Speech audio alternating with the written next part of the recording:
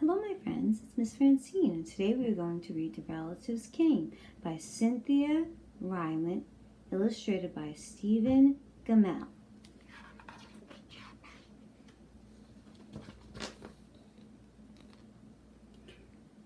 It was the summer of the year when the relatives came. They came up from Virginia. They left when their grapes were nearly purple, enough to pick, but not quite.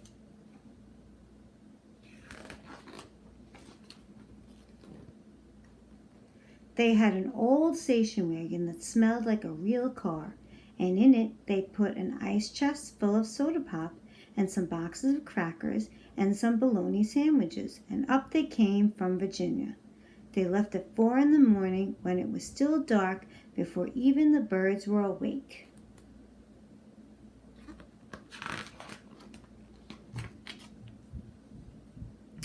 They drove all day long and into the night, and while they traveled along, they looked at the strange houses and different mountains, and they thought about their almost purple grapes at home. They thought about Virginia, but they thought about us too, waiting for them.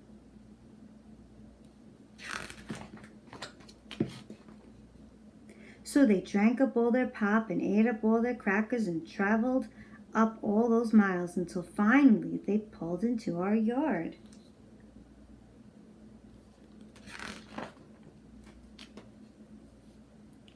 Then it was hugging time. Talk about hugging. These relatives just passed us all around their car, pulling us against their wrinkled Virginia clothes, crying sometimes. They hugged us for hours. Then it was into the house, and so much laughing and shining faces and hugging in the doorways. You'd have to go through at least 4 different hugs to get from the kitchen to the front room. Those relatives.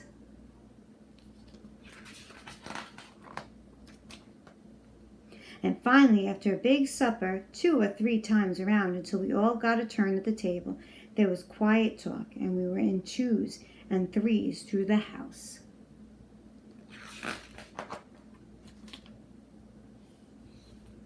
The relatives weren't particular about beds, which was good since there weren't any extras, so a few squeezed in with us, and the rest slept on the floor, some with their arms thrown over the closest person, or some with an arm across one person and a leg across the other. It was different going to sleep with all that breathing in the house.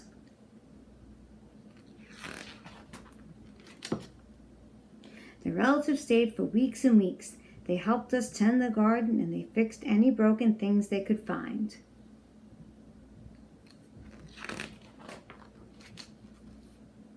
They ate up all our strawberries and melons. They promised we could eat up all their grapes and peaches when we came to Virginia.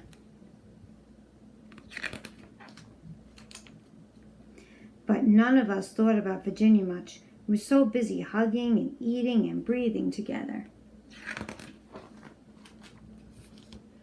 Finally, after a long time, the relatives loaded up their ice chest and headed back to Virginia at 4 in the morning. We stood there in our pajamas and waved them off in the dark. We watched the relatives disappear down the road.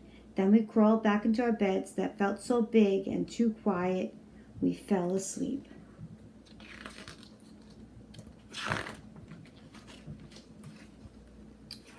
And the relatives drove all day long and into the night.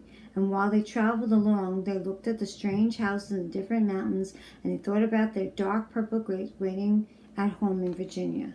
But they thought about us too, missing them, and they missed us.